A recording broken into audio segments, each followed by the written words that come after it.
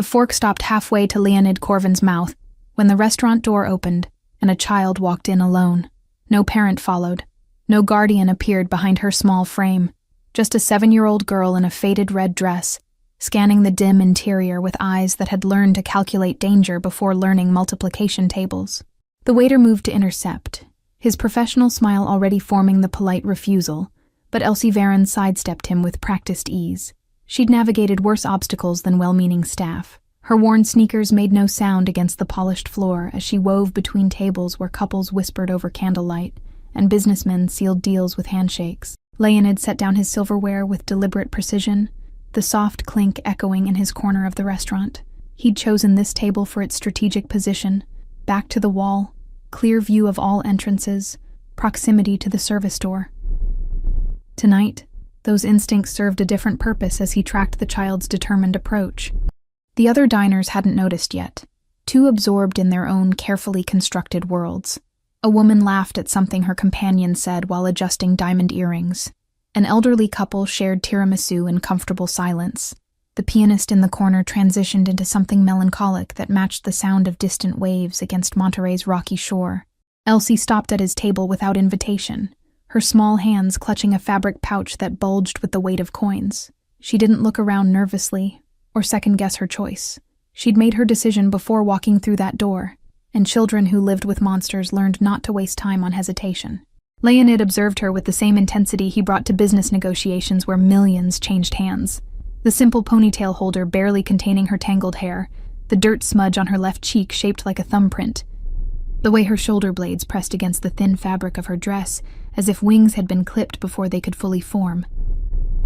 She placed the pouch on his white linen napkin, the gesture formal despite her trembling fingers. The fabric was homemade, stitched with uneven threads in a pattern that suggested a child's craft project. It landed with a soft thud that somehow carried more weight than its physical presence warranted. "If I pay, can you scare the monsters in my house?" Her voice came out steady, practiced, as if she'd rehearsed this moment in front of a mirror until the words no longer shook. She met his gaze without flinching, and Leonid recognized that particular brand of courage, the kind born from having no other options left to try. The question hung in the air between them, while the restaurant continued its oblivious rhythm. A waiter refilled wine glasses at a nearby table. Someone requested the check. The pianist's melody shifted into something that sounded like rain falling on cobblestones, melancholic and inevitable. Leonid's expression didn't change, but something shifted behind his dark eyes, a door opening to a room he'd locked years ago. He didn't reach for the pouch, didn't dismiss her with the wave of his hand that made grown men scatter. Instead, he leaned back in his chair with the careful movements of someone handling something fragile. "What kind of monsters?" His voice was lower than the ambient noise, forcing her to lean in slightly. He watched her process the question, saw the moment she decided whether to tell the truth or retreat into the safety of fantasy. Children who came to strangers for help had already exhausted every other avenue, the kind that comes when Mama leaves for work. Elsie's fingers twisted the hem of her dress, creating wrinkles in fabric that had been carefully ironed despite its age. She wears white like an angel and goes to the hospital when the sun goes down. That's when he shows up instead. The pronoun carried weight she didn't elaborate on, didn't need to. Leonid understood the language of fear spoken in careful omissions and strategic silences. He'd learned it himself once, in a different city and a different life, before he became the man others feared. "He smells like the bottles under the sink, the ones with skull pictures that Mama says are poison." Her voice dropped to a whisper, as if the monster might hear even across the distance of the city. His steps shake the floor. His voice makes the walls remember things they want to forget. She described the nightly ritual with the detachment of a witness reporting facts, how the door would slam, how the shouting started low and built like a storm gathering strength, how she'd learned to make herself small in the closet, breathing through her mouth so she wouldn't smell the alcohol that announced his arrival before his key turned the lock. Leonid's jaw tightened incrementally with each detail, a tension that started at his temples and worked down to his clenched hands. The other diners still laughed and ate and lived their insulated lives, unaware that a child was describing a war zone that happened every night in an ordinary apartment just miles from their comfortable homes. "Mama doesn't know I know," Elsie continued, her gaze dropping to the pouch between them. "She thinks I sleep through it. I put my pillow over my head like she taught me. but I still hear everything. The things he says about her uniform, about her shifts, about how she thinks she's too good now that she saves people. Leonid remained motionless, but his mind was calculating distances and timelines with the precision that had built his empire. The child before him represented a variable he hadn't anticipated when he'd chosen this particular evening for solitude. Her presence disrupted the careful equilibrium he maintained between his public face and the parts of himself he kept locked away. How much is in there? He gestured toward the pouch with his chin, still not touching it, as if physical contact would seal some unspoken contract. His question was gentle despite his reputation for voices that could freeze men mid-sentence. Elsie picked up the pouch and loosened the drawstring with small, careful fingers. She tipped the contents onto the table between his plate and wine glass, 3 quarters that caught the candlelight and reflected it back like tiny shields. The coins rolled slightly before settling into stillness. I've been saving since summer. Pride crept into her voice alongside the fear. One from the couch cushions when he was sleeping. One from Mama's tip jar, but she has lots so she won't miss it. One from the fountain at the park, where people throw away wishes. The mathematics of her desperation laid out in 75 cents. Leonid had negotiated deals worth millions where men sweated over decimal points and interest rates. None of those transactions had carried the weight of these 3 coins stolen from forgotten places by a child who believed money could buy safety. That's not enough, he said quietly, watching her face begin to crumble before he continued. Because you can't pay for something like this. Not with coins, not with anything. He paused, letting the words settle. Pick them up. You've already paid more than anyone should have to.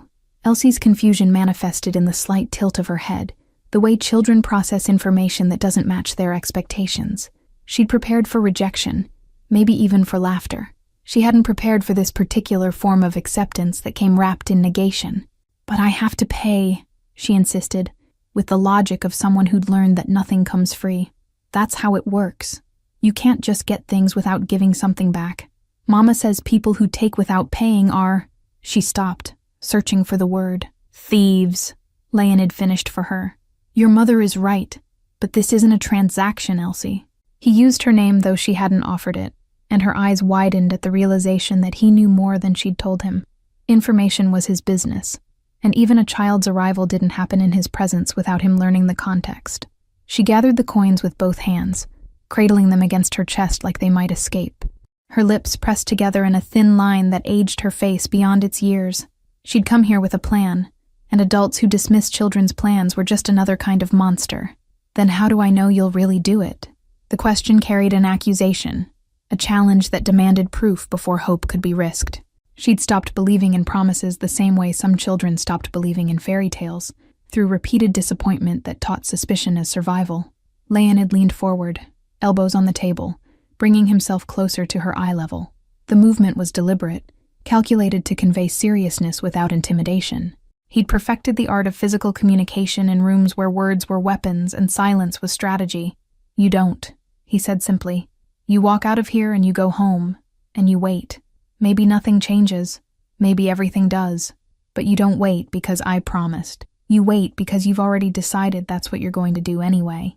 The truth of it settled between them like the coins had, a weight that couldn't be denied or dismissed. Elsie studied his face with the intensity of someone reading a map to survival, looking for the markers that distinguished safe territory from dangerous ground. Are you like him? Her voice barely carried across the table. The kind that hurts people who can't hurt back? It was the question beneath all her other questions, the real monster she was trying to identify.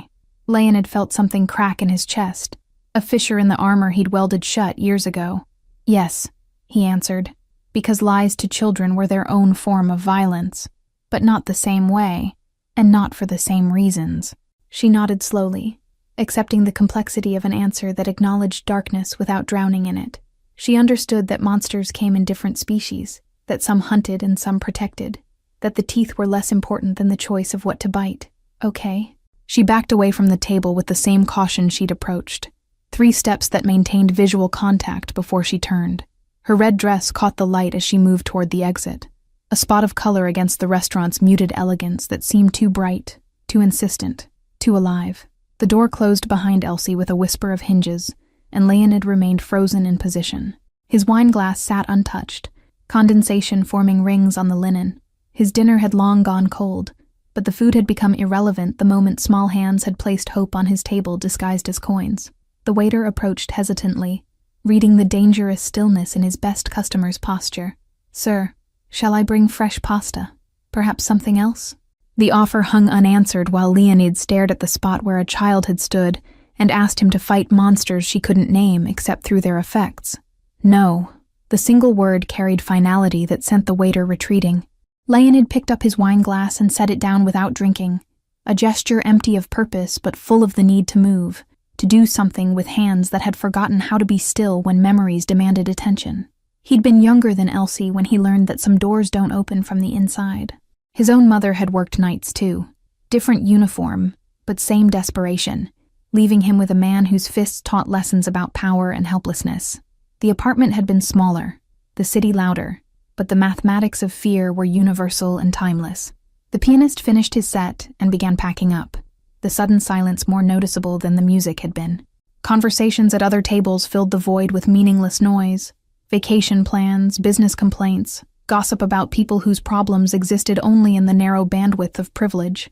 Leonid's phone buzzed against his chest, the vibration pulling him back to the present where territories needed managing and debts needed collecting. He ignored it, let them wait. Let the empire run itself for one evening while he sat with the ghost of a child who'd looked at him and seen possibility instead of fear. The manager appeared at a respectful distance, concern creasing his forehead at the sight of untouched food. "Mr. Corvin, is everything satisfactory? Was there an issue with—" He gestured vaguely at the plate, at the table, at the disruption that everyone had pretended not to notice. "A child came to my table." Leonid's voice was steady, conversational even, but something in his tone made the manager stand straighter. "Red dress, 7 years old, alone. You saw her enter. You'll remember if she comes back. You'll always have a table for her, whatever she needs. Bill it to my account." The instruction was clear, the authority behind it unquestionable. The manager nodded rapidly, already making mental notes about staff training and protocols. Children didn't typically wander into his establishment unaccompanied, but now one had, and that made her significant in ways that required no further explanation. Leonid stood, leaving cash on the table that covered both his meal and ensured no questions would be asked. His movements were mechanical as he shrugged into his coat, each button fastened with the same precision he brought to every action. Control was the illusion he sold, but tonight it felt thinner than usual. Outside, the Monterey air carried salt and cold, the kind of coastal chill that seeped through expensive fabric and settled in bones. His car waited at the curb, driver alert, but Leonid waved him off. He needed to walk, needed the physical movement to process what sitting still couldn't resolve. The streets stretched empty before him, lit by street lamps that turned fog into gauze. His footsteps echoed against closed storefronts and darkened windows where families lived their ordinary lives. Somewhere in this city, Elsie Varon was going home to wait for monsters, trusting a stranger because she'd run out of alternatives. He'd built his reputation on being the monster others feared, the name whispered as warning, the presence that cleared rooms and ended arguments. Power was his currency, respect bought through careful cultivation of danger. But a child had looked past all of that and seen only a man who might be capable of protection. The irony wasn't lost on him, that violence in service of fear could be redirected toward safety, that the same hands that broke could also shield. The machinery of his empire ran on intimidation and control, carefully balanced to maintain order through the threat of consequences. One child had asked him to repurpose that machinery toward different ends. His phone buzzed again, persistent. He pulled it out and saw messages stacking up, issues that needed decisions, situations requiring his attention. The world he'd built didn't stop spinning because a girl had offered him 3/4 and asked for help. Business was business, and business continued. But he didn't answer. Not yet. Instead, he stood on a cliff overlooking the Pacific, where waves crashed against rocks in perpetual violence that somehow sounded like peace. The ocean didn't care about territories or deals, or the careful architecture of power. It simply was, relentless and indifferent. Leonid thought about the closet where Elsie hid, pillow pressed against small ears, breathing through her mouth to avoid the smell of approaching danger. He thought about his own childhood closet, different location, but same purpose, where he'd learned that safety was something you built yourself, because no one was coming to save you. Maybe that's what she'd recognized in him, not the monster, but the survivor, The part that remembered what it meant to count ceiling cracks while waiting for storms to pass. The part that had promised itself, decades ago in another closet, that someday he'd be strong enough that no one could make him afraid again. He'd kept that promise. Now a child was asking him to extend its protection beyond himself, to be the intervention he'd once desperately needed, but never received. Morning arrived with Leonid already at his desk, the city below still wrapped in coastal fog that blurred the line between ocean and sky. He'd spent the night reviewing files that had nothing to do with business. Public records, hospital employee rosters, addresses in neighborhoods where hope fought losing battles against circumstance.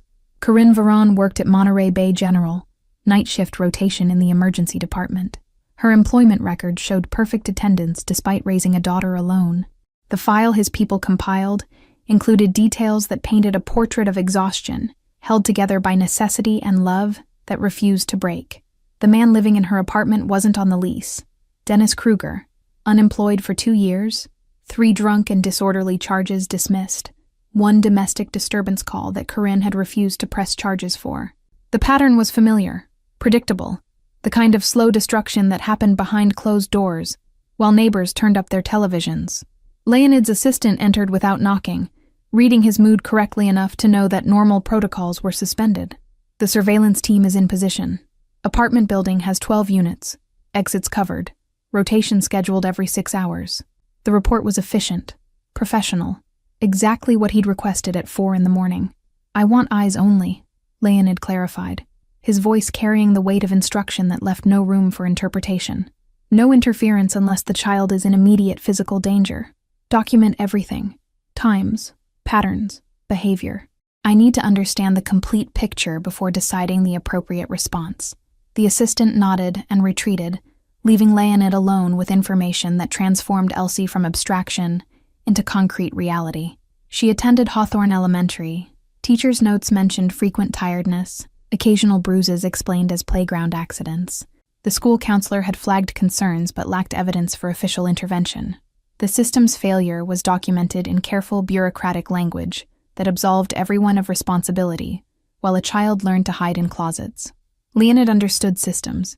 He'd built his own parallel version that operated outside legal constraints but according to rules just as rigid. Justice was a concept with multiple interpretations. His phone displayed messages from associates expecting responses about shipments and territories. A restaurant owner needed resolution for protection payment disputes. A city councilman required reassurance about campaign contributions. The machinery of his empire demanded constant attention, but he found himself unable to care about any of it. Instead, he pulled up the surveillance feed on his laptop, watching the grainy footage of an apartment building entrance. People left for work, returned with groceries, lived their ordinary lives in ordinary ways. Nothing happened, which was precisely the point. He was establishing baseline behavior before patterns could be disrupted. At 7:45, Elsie emerged holding her mother's hand, the red dress replaced by school clothes that fit slightly better. Corinne walked her to the bus stop, kissed her forehead, waited until the yellow vehicle pulled away before turning back toward the building. Her posture suggested someone carrying weight invisible to casual observation. Leonid watched Corinne disappear inside, then checked the night shift report his team had compiled. She'd left for the hospital at 10:30 the previous evening. Dennis had arrived drunk at 11:15. Shouting began at 11:40 and continued intermittently until 1:30, when he'd passed out on the couch. The clinical documentation of violence felt obscene in its sterility. Behind those timestamps was a child pressed into a closet corner, counting minutes until silence meant temporary safety. Behind them was a woman choosing between staying to protect her daughter and working to keep them both housed and fed. Leonid closed the laptop with controlled force. He'd seen worse in his years building power from nothing, had participated in worse, if honesty demanded acknowledgement. But something about Elsie's 3/4 and her formal question had stripped away the comfortable distance he maintained between himself and the consequences of others' violence. His childhood memories surfaced without permission, fragments he'd buried under years of carefully constructed strength. His own mother's white uniform had been a waitress outfit, different profession, but same exhaustion. The man who'd hurt them both had different vices, but same fundamental cruelty that enjoyed power over those who couldn't fight back. He'd been powerless then, small and afraid and counting the days until he was big enough to make different choices. That boy had promised himself that strength would be the solution. that power would prevent repetition. Now he had both, more than he'd ever imagined possible, and a child was asking whether any of it could be repurposed toward protection. The morning stretched into afternoon while Leonid worked through legitimate business that funded his less legitimate operations. A shipping contract review, a real estate closing, a charitable foundation meeting where he played the role of reformed businessman giving back to the community. The performance was flawless, as always, but his mind kept returning to that apartment building, to the surveillance feeds updating in real time, to the knowledge that tonight would repeat last night's pattern, unless something fundamental changed. Dennis would drink. Corinne would work. Elsie would hide. The cycle would continue until it escalated into something the system couldn't ignore, by which point intervention would come too late. At 6:30, his phone buzzed with an alert. Dennis had entered the building carrying 2 paper bags from a liquor store. The surveillance photo showed a man in his 40s gone soft around the middle, wearing stained clothes and an expression of entitled resentment. This was the monster Elsie had asked him to scare. Leonid stood at his office window watching sunset paint the bay in shades of amber and blood. The beauty felt like mockery, nature performing its indifferent cycle, while human suffering played out in apartments and alleyways. His reflection in the glass showed a man others feared, but tonight he saw only the boy he'd been, helpless, and hoping someone might notice. His phone rang with a call he'd been expecting. The target's established pattern, his head of security reported. Drinks start around 7, escalation by 9, passes out between midnight and 2. Mother's at work, girls alone with him. Same script every night for the past week we've been watching. What about extended family? Leonid asked, though he already knew the answer from the files.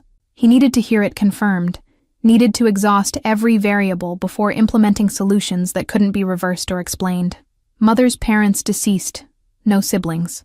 Girl's father unknown, not listed on birth certificate. Corinne's isolated, no close friends we can identify, no support system beyond her hospital colleagues who don't know the home situation. Classic pattern of controlled isolation. The assessment was professional, detached, years of experience recognizing predatory dynamics. Leonid thanked him and ended the call. The isolation was strategic, whether Dennis understood his own tactics or simply followed instinct. Cut off support, create dependence, ensure the victim had nowhere to run. It was the same blueprint used by men who hurt women and children across every culture and economic class. He thought about Elsie walking into that restaurant alone, finding him among all the other diners, choosing to approach despite fear. That took calculation and courage most adults couldn't muster. She'd assessed her options, found them inadequate, and decided to gamble on a stranger who looked dangerous enough to fight other dangerous things. The intelligence behind her choice impressed him. She'd read him correctly, recognized that violence could be redirected, that monsters sometimes fought each other. She'd offered payment to formalize the transaction, understanding instinctively that people respected business arrangements more than charity. At 7 years old, she demonstrated strategic thinking that would serve her well if she survived long enough to use it. His assistant knocked and entered carrying a folder. The legal team finished the review. Dennis Kruger has no employment contract, no lease agreement, no legal claim to residence. Technically, he's a guest who's overstayed welcome. Eviction would be Corinne's right, but she'd need to file formally and wait for processing, which gives him weeks to retaliate, Leonid finished. The law's careful pace was designed to protect rights, but often left vulnerable people exposed. By the time paperwork processed and court dates arrived, damage would be done. The system worked for those who could afford to wait safely. Corinne and Elsie couldn't. He took the folder without opening it. The legal options were irrelevant. He'd already known they'd be inadequate before requesting analysis. Laws were tools for people with resources and time. Elsie had 3 quarters, and the amount of time it took for violence to escalate from shouting to something worse. There's an alternative approach, his assistant continued carefully. Kruger has outstanding warrants in Nevada, unpaid tickets, missed court dates. Anonymous tip to the right authorities could result in immediate arrest. Transport across state lines for processing, legal complications that would keep him occupied for weeks minimum. It was clever, the kind of solution that worked within technical legality while achieving desired outcomes. Leonid considered it, running calculations about effectiveness and sustainability. Warrants would remove Dennis temporarily, but temporary wasn't enough. Men like him always came back, unless given compelling reason to stay away. What about employment opportunities? Leonid asked. Something that requires immediate relocation, long-term commitment, too lucrative to refuse? He was thinking about construction projects in Alaska, oil rig rotations, positions that put significant geography between Dennis and Monterey. His assistant's expression shifted to understanding. We have a development project in North Dakota, housing construction for energy workers. Labor shortage, immediate need, comprehensive benefits package, on-site housing included, contract requires 6-month minimum commitment. We could arrange an offer through legitimate channels, make it appear opportunistic rather than engineered. The pieces assembled themselves into elegant solution. Dennis would see opportunity where others saw manipulation. Pride would make him accept the chance to prove himself capable, to escape his current situation while claiming it as choice rather than failure. He'd leave Corinne and Elsie behind without admitting he'd been maneuvered into departure. Make it happen, Leonid instructed. But I want verification of arrival and sustained presence. If he attempts to return early, I need immediate notification. The unspoken threat hung between them, that other, less gentle measures would be implemented if this approach failed. His assistant left with the efficiency that made him valuable. Leonid returned to the window where full darkness had replaced sunset, city lights reflecting off the bay like scattered stars. Somewhere in that constellation of buildings, Elsie was probably in her closet already, hands over ears, waiting for shouting to subside into unconscious silence. The intervention he was orchestrating would take days to implement. Background checks to maintain authenticity, contract preparation, the careful theater of recruitment that appeared coincidental. Days during which the nightly pattern would continue, during which a child would hide and hope that the stranger she'd paid 3/4 had heard her request. He'd promised nothing, given her no timeline or guarantee. That was deliberate. Promises created expectations, and expectations led to disappointment when reality fell short. But he'd also told her to wait, to trust that maybe everything would change. That implied commitment even without explicit vow. The recruitment call came on Wednesday morning, Dennis answering his phone with the thick voice of someone sleeping off the previous night's drinking. Leonid listened to the recorded conversation later, hearing his employee pitch the opportunity with perfect balance of urgency and enticement. Position starts Monday, signing bonus for immediate acceptance, transportation arranged. Dennis's skepticism was audible through his hangover. Why me? I haven't worked construction in years. The question carried suspicion that came from knowing he hadn't earned good fortune through effort or merit. Men who'd given up trying, recognized when circumstances exceeded reasonable luck. Your name came through contractor referrals. The recruiter lied smoothly. Projects behind schedule. We're reaching out to anyone with relevant experience. Frankly, we're desperate. You'd be doing us a favor. The psychology was perfect, appealing to ego while explaining away the convenience of timing. Leonid heard Dennis grunt, then movement suggesting he was getting up, probably looking around the apartment that represented his stagnation. What's the pay? The shift from suspicion to interest was palpable, greed overriding caution the way it usually did when people wanted reasons to believe. The recruiter named a figure that was generous but not suspiciously so, then added details about housing and meal plans. You'd bank most of your paycheck since expenses are covered. 6 months would set you up pretty well. The promise of financial reset dangled like salvation to someone who'd been living off his girlfriend's nursing salary. I need to think about it, Dennis said, but his voice had already committed. The thinking was performance, maintaining illusion of careful consideration. By that afternoon, he'd called back to accept. His decision presented as generous. He was doing them a favor by taking the job. Leonid closed the recording file with grim satisfaction. Friday's paperwork would be completed by courier. Saturday, Dennis would sign contracts. Sunday, a company vehicle would arrive to transport him north. Monday morning, Corinne would wake to find him gone with only a note explaining his sudden opportunity. The timeline gave Leonid 48 hours to ensure every detail aligned perfectly. His people verified the North Dakota project existed, that housing assignments were legitimate, that Dennis's name appeared properly in employment databases. The fiction had to withstand scrutiny if questioned, though Dennis wouldn't question. He'd take credit for seizing initiative. Thursday evening, Leonid reviewed surveillance footage showing Dennis celebrating his imminent departure. He'd bought cheaper whiskey this time, presumably saving money, drinking with expansive gestures that suggested he was explaining his plans to an imaginary audience. Corinne worked her shift unaware that her home situation was being quietly dismantled. Elsie appeared in one frame, moving quickly through the living room toward her bedroom. The timestamp showed 8:30, earlier than her usual retreat. She'd learned to read the warning signs, to disappear before alcohol transformed Dennis from merely unpleasant into actively dangerous. Survival skills no child should need to master. Leonid watched her close the bedroom door, saw the light go off moments later. She'd be in the closet now, pillow arranged, breathing controlled, counting the minutes until safety. She didn't know yet that this was among the last times she'd need to hide. The not knowing bothered him more than he'd expected. He considered sending a message somehow, a sign that things were changing, that her payment had been accepted and services rendered. But anonymity was crucial for the intervention to appear natural rather than orchestrated. She'd understand eventually, or she wouldn't. Either way, she'd be safer. Friday brought contract signatures and background verifications that his people had carefully manipulated to show Dennis as qualified candidate. The paperwork was pristine, every detail cross-referenced and confirmed. If anyone investigated, they'd find legitimate employment process, not evidence of manufactured opportunity. Saturday morning, Dennis packed with the enthusiasm of someone escaping, rather than embracing opportunity. Surveillance showed him taking clothes and personal items while leaving most possessions behind. He didn't consult Corinne about the decision, didn't ask whether sudden departure might inconvenience her.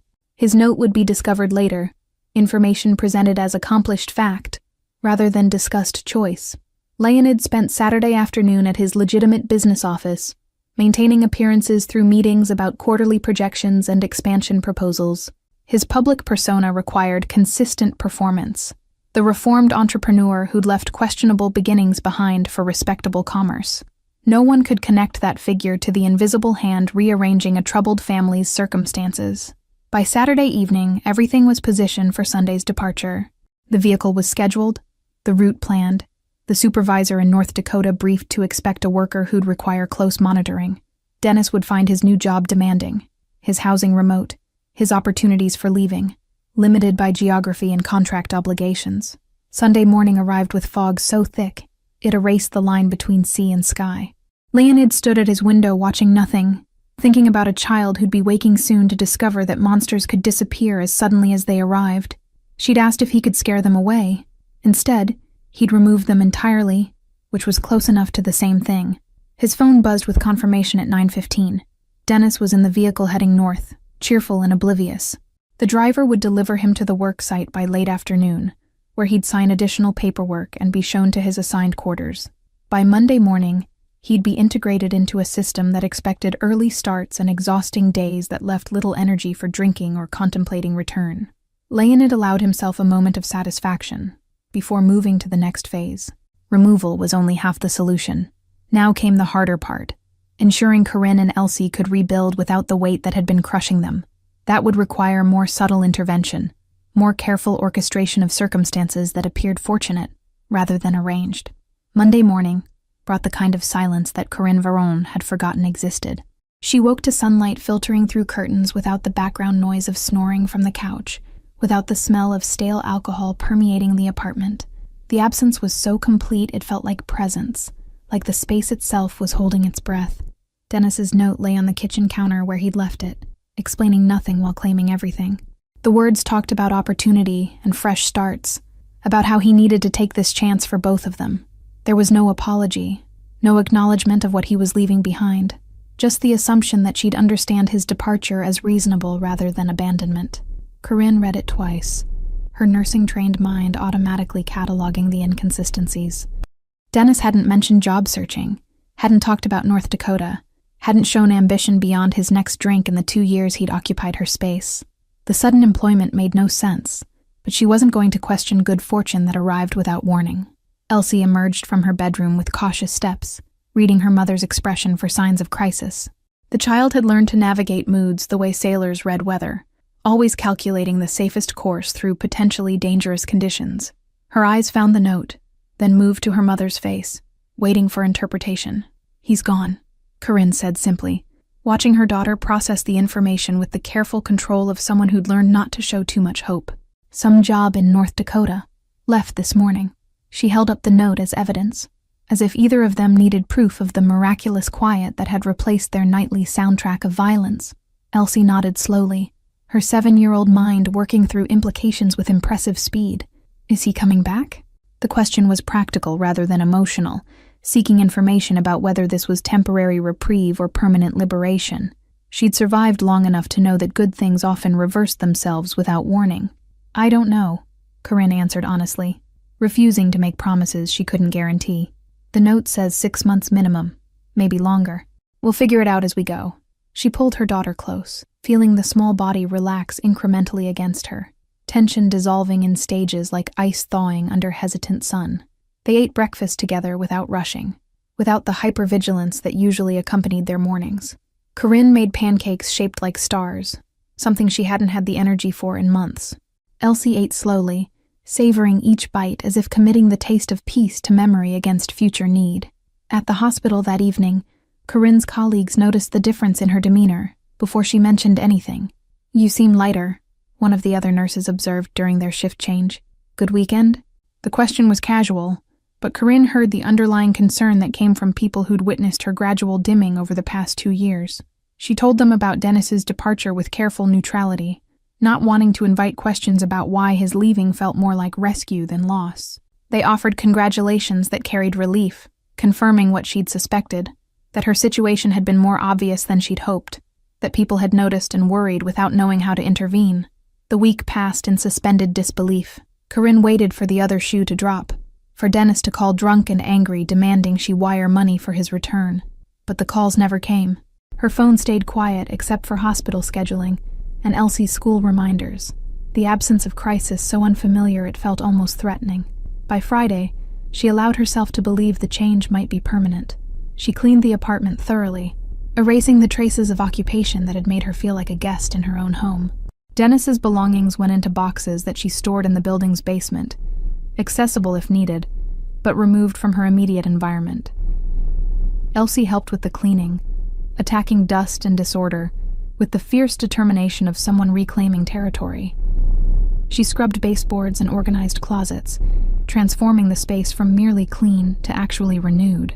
The closet where she'd hidden became storage for board games, its purpose reimagined from refuge to recreation. Saturday brought an envelope delivered by courier to their building. Corinne opened it to find a formal letter from Monterey Bay General's administration office, notification that an anonymous donor had established a grant fund for nursing staff continuing education. She'd been selected as one of the first recipients based on her work performance and tenure. The grant covered tuition for advanced certification courses, textbooks, even childcare expenses during class time. The amount was generous enough to be life-changing but not so excessive as to feel suspicious. Corinne read the letter 3 times, searching for catches or conditions, finding none beyond the requirement that she maintain her current employment status.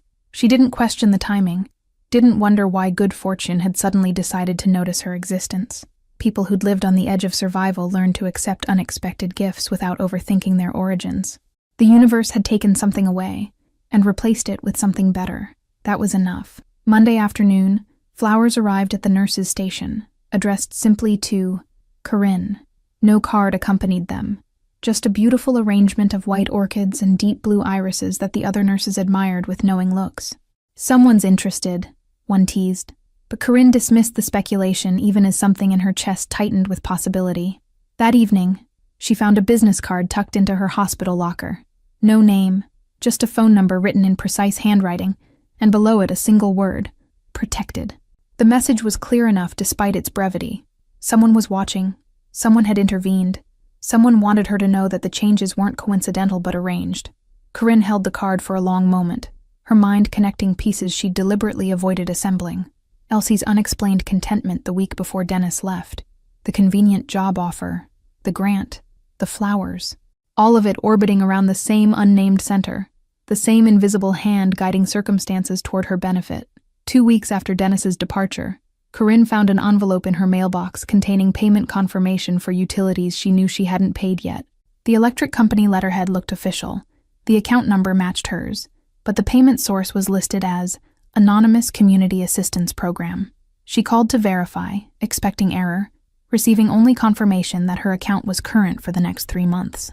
The pattern continued with quiet persistence. Her car, which had been making concerning noises for months, was repaired while she worked a double shift. The mechanic explained that someone had prepaid the service, providing only instructions that the vehicle should receive complete maintenance and safety inspection. The final bill, over $800, showed a balance of zero. Elsie's school sent a letter about a new scholarship program, funding extracurricular activities for qualifying students. Art supplies, music lessons, sports equipment, all covered by an endowment from an unnamed local benefactor. The counselor mentioned during pickup that Elsie had been selected based on her academic resilience and the school's awareness of her home situation improving recently. Corinne recognized the architecture of intervention now, saw the careful structure behind seemingly random fortune. Someone with resources and reach was systematically removing obstacles from her path, creating space for her to breathe without the constant weight of financial crisis. The gifts were practical rather than extravagant, addressing real needs without drawing attention or creating dependence. She thought about the business card often, the single word protected, implying both past action and ongoing commitment. Part of her wanted to call the number, to demand explanations for generosity she hadn't asked for and didn't know how to repay. But larger part understood that some things were better left unexamined, that gratitude didn't require complete understanding.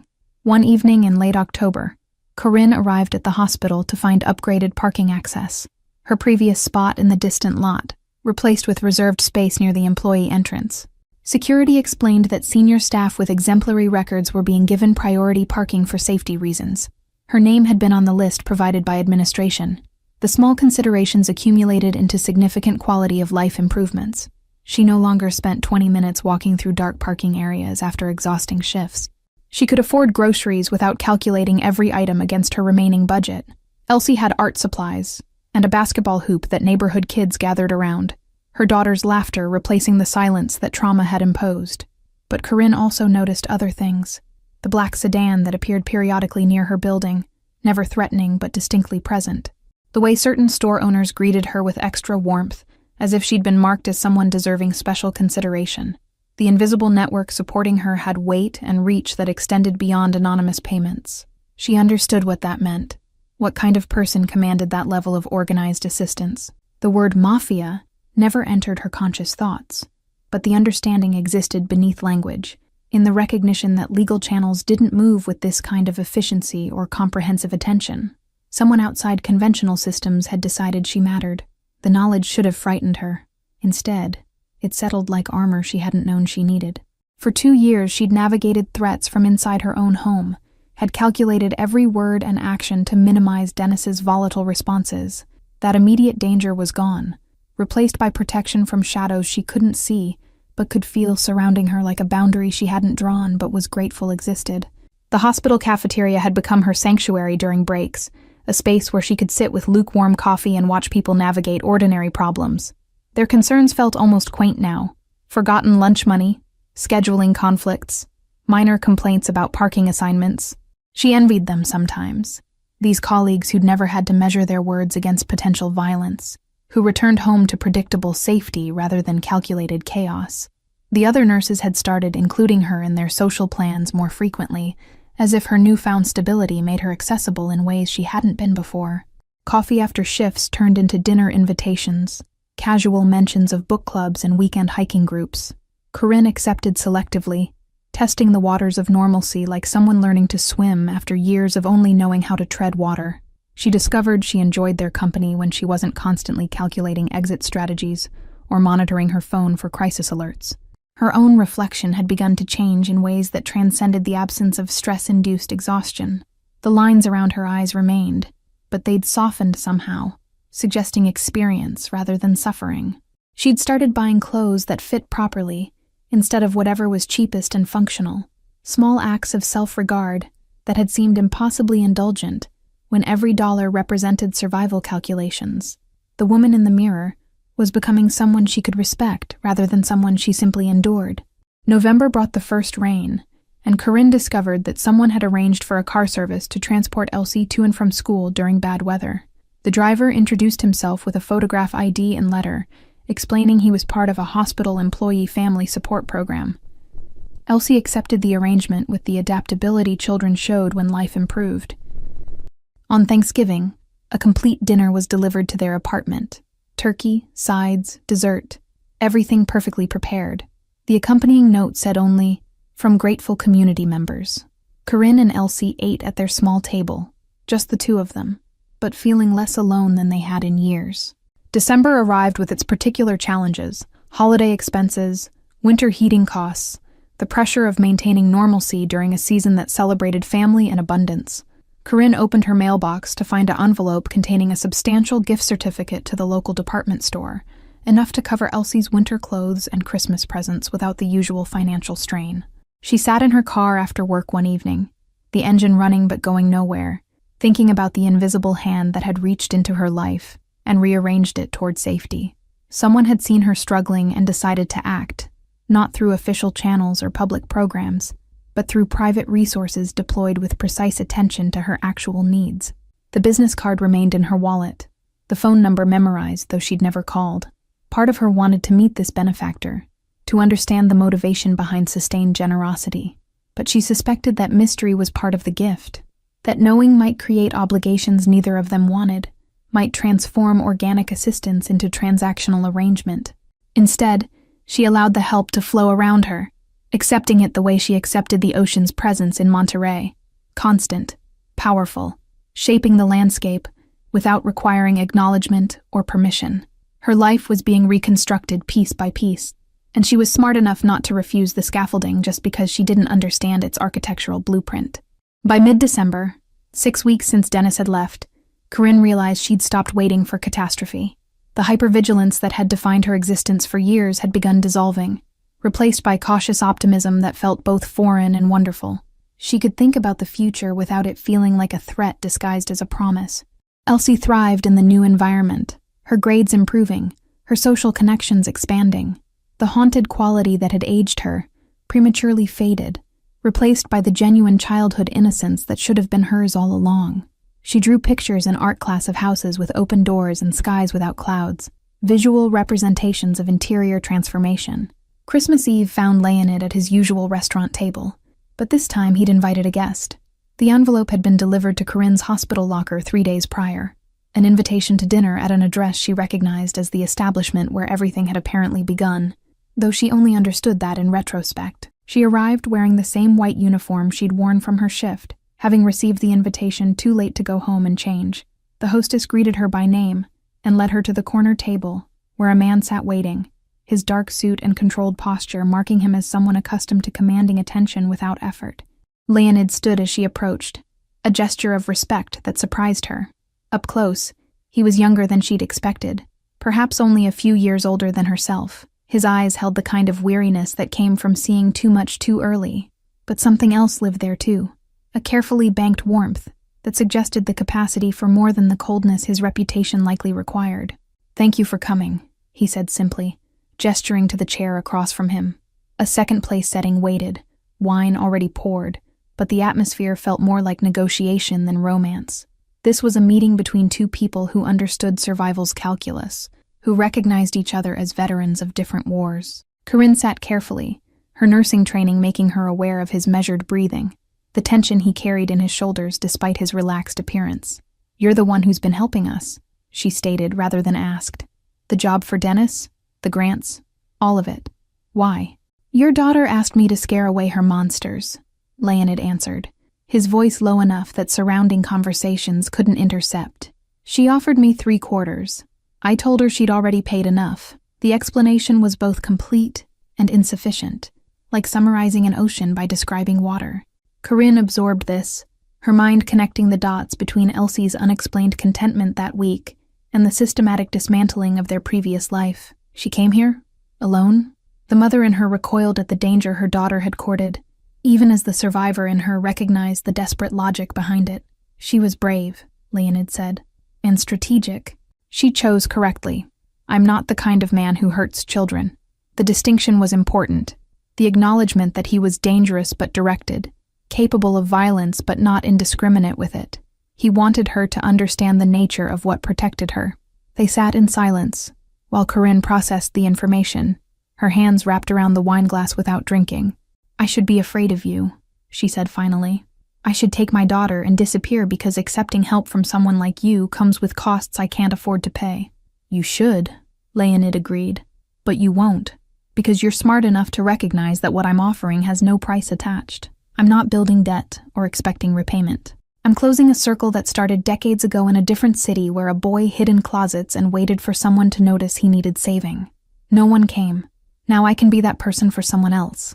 The honesty was disarming, the vulnerability beneath his controlled exterior visible only because he allowed it. Corinne saw the child he'd been in the man he'd become, recognized the wound that had never fully healed despite the power he'd accumulated around it like scar tissue. "What happens now?" she asked. "Dennis is gone. We're stable. You've done what my daughter asked. Does this end here?" Part of her hoped yes, that they could return to normal life without the complexity of ongoing connection. But larger part already knew the answer before he spoke. "That depends on what you want," Leonid said carefully. "I can step back, maintain distance, ensure the support systems stay in place without requiring your awareness or involvement. Or we can acknowledge that something exists here beyond debt repayment, that two people who understand survival might benefit from knowing each other exist in the world." Corinne felt the weight of the choice he was offering, safety with anonymity versus connection with complications. She thought about Elsie, about the life they were building, about whether there was room in it for someone whose protection came wrapped in shadows and unspoken history. The answer surprised her with its simplicity. "I think," she said slowly, "that I'd like to know the person who saved us. Not because I owe you, but because Elsie chose you out of everyone she could have asked." Children see things adults miss. Maybe she saw something worth trusting. The words felt like stepping off a cliff, but she'd survived worse falls.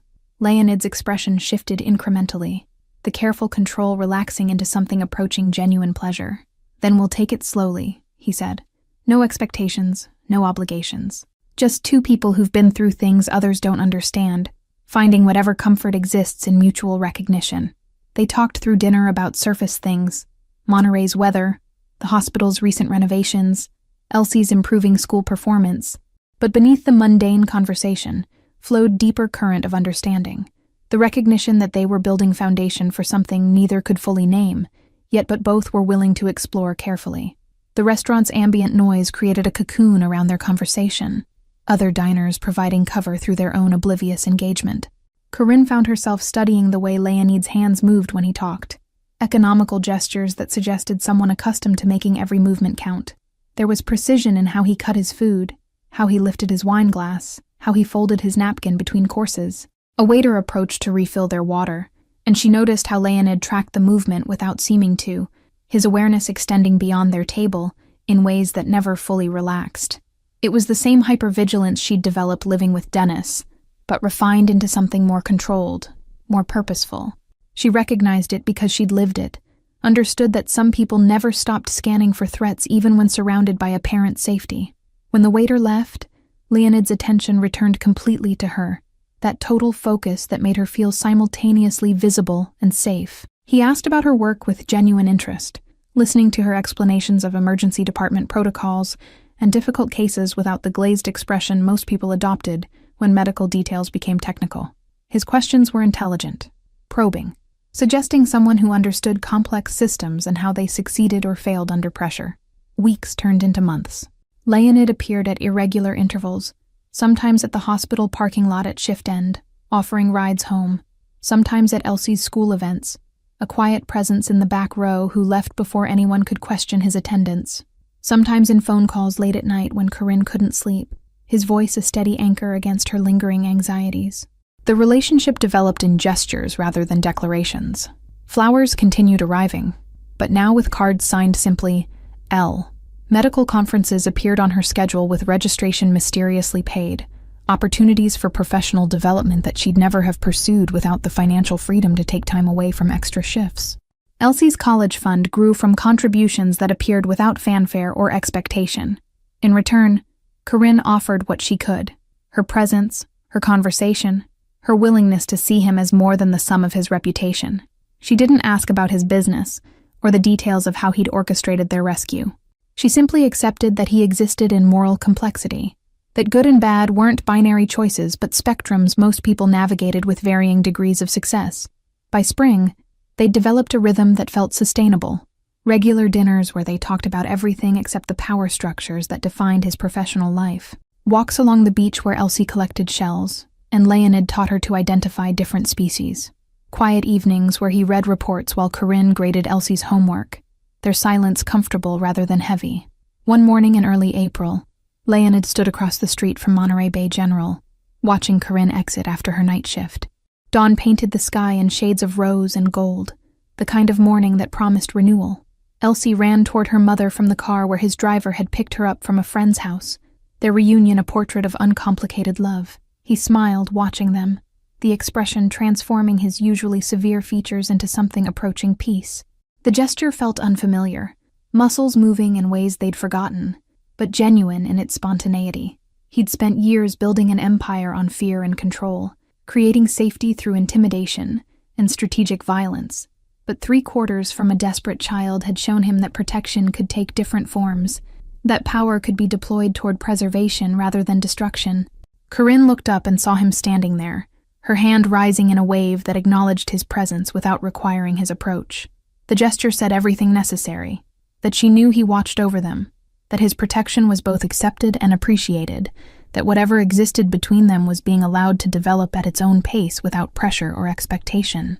Leonid returned the wave before turning to leave, his steps lighter than they'd been in years. A child had asked him to scare away monsters, and in the process of fulfilling that request, he'd discovered that the most persistent monster had been the one living inside himself, the belief that redemption was impossible, that his past had foreclosed his future, that men like him couldn't participate in the ordinary grace of connection and care. Elsie had paid him 3/4 and unknowingly purchased his liberation from that prison. Now, watching her laugh in her mother's arms under a breaking sky, he understood that she didn't need to pay any more. None of them did. They'd all been freed by a transaction that had never really been about money at all. Thank you all for following this story. If you're enjoying it, write in the comments where you're watching from, and don't forget to like, subscribe, and share the video. Your support means everything and helps me continue bringing you these stories. Until next time, remember that sometimes the bravest thing we can do is ask for help, even from the most unexpected places.